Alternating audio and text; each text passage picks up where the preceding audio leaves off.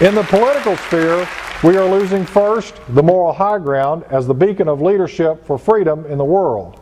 Secondly, our military prerogatives in the countries such as Iraq and Afghanistan reveal our country is a lumbering and inept giant, and with that losses go our real sovereignty as a nation.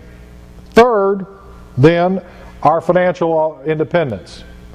For there is a looming debt to the international bankers of the multinational corporations, so that practically we have no longer a politically independent America, but we are just another in a long line of debtor nations to the outside world. We have contributed to this because so far as possible we have humiliated ourselves morally, we have positively destroyed our honor, and helped to befoul, besmirch, and deny everything which we previously held as sacred. Now, some will object that the Republican conservative movement, with its lust for capitalism and secular materialism, has won for us gains in social life. These societal gains must be extraordinarily secret. These social gains, so secret that no one can practically see them or hear them, must just run through the ether of our country and our atmosphere. Some may say, well, we make more than we did 20 years ago. And was this collapse of the financial markets necessary to gain that? And will the 8-hour day be rendered any more secure, our becoming practically the bailiff and the drudge of other peoples? One of these days the international bankers will say, you can no longer meet your obligations. You must do more work. So this achievement of the Republican conservative revolution is to put in question, first of all, by the actions of their own policies. To quote the venerated Reagan himself, are you better now 4 years ago or even 8 years ago? Now, some people will also say that since the Republican conservative revolution, the people have gained freedoms. The people have more freedoms. Strange. The people have now been ruling, the people that they're talking about in their political parties have now been ruling for 25 years. And no one in practice has once again asked their opinion. Politics of interstate and international banking agreements which were signed will hold us down for centuries.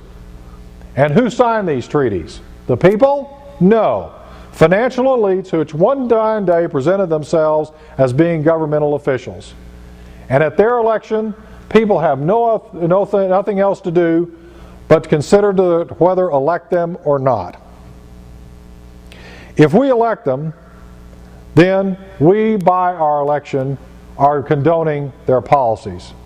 But since we are a self-governing people, we must elect the persons and the people in order that they may be elected to govern ourselves and not their own policies.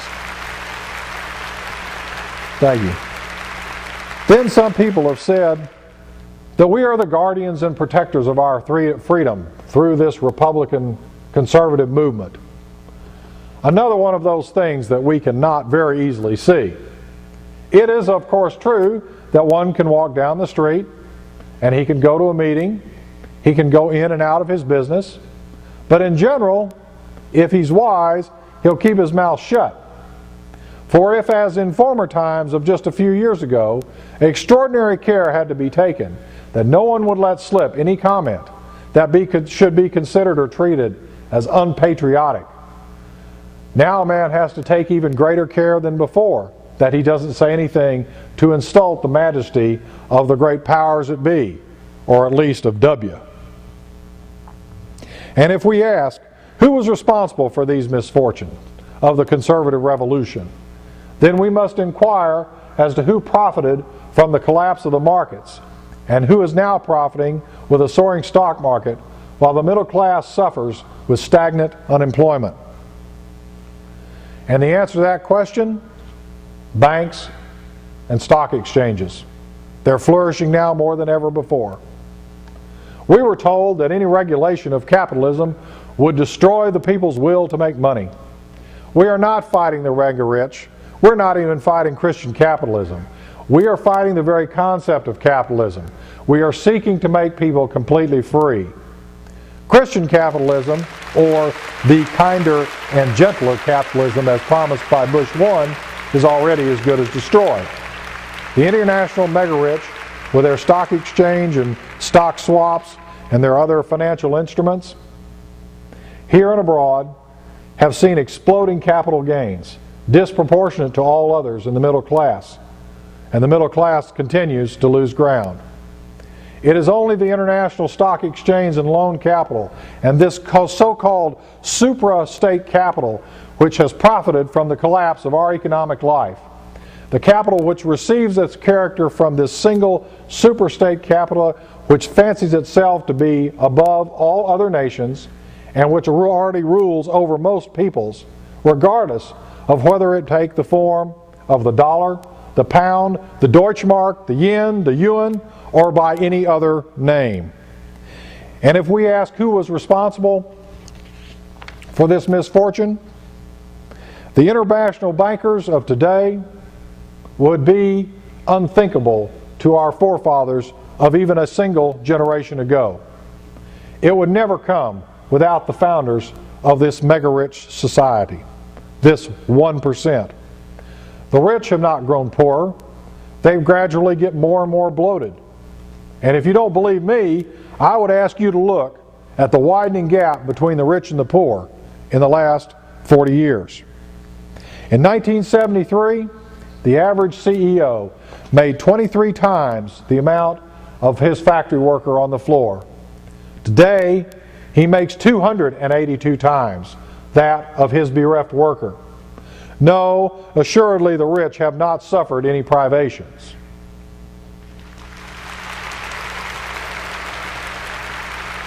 Thank you. While now, even if we look at Russia as an example, millions are lying in ruin and dying in a place called Chechnya.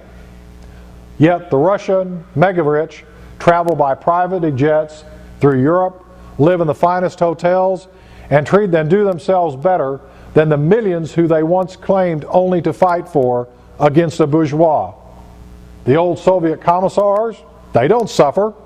The thousands upon thousands of sub-commissars, they don't suffer. No. All the treasures which the proletariat, in its madness of the Red Revolution, to take from the bourgeois in order to fight the so-called capitalism, they have all gone into the hands of these mega-wealthy. And now, my dear fellow countrymen, do you believe that these men who are with us are going the same way? How will this conservative movement end, or this conservative revolution? They don't wish it to end. This conservative movement need not end for them. For the mega-wealthy and for the rich, it is milk and honey. And further, they cannot end this revolution. For if one another amongst the leaders were to be honest today, and driven by an inner voice of horror for the crimes that they have committed of greed and avarice, and they were to step forward and make the following declaration, then say, we have all deceived ourselves. We believed that we could lead you out of misery, but in fact we have led you into a misery of economic and moral collapse, for which your children and your children's children will bear the brunt. They cannot say that. They dare not say that. They would be taken into the public square or a public meeting, and they would be torn to pieces. But amongst the masses today, there begins to flow a new stream. A stream of opposition based not on ideology, not mired in language or deception of the right or left, but of concern for our country. It is a recognition of the facts which is already in pursuit of this system of the mega-wealthy. It is already hunting them down. It will one day scourge the masses into action and carry the masses along with it. And these leaders, they see behind them a rising wave which grows and grows. And when these masses recognize the facts, it will be the end of these leaders.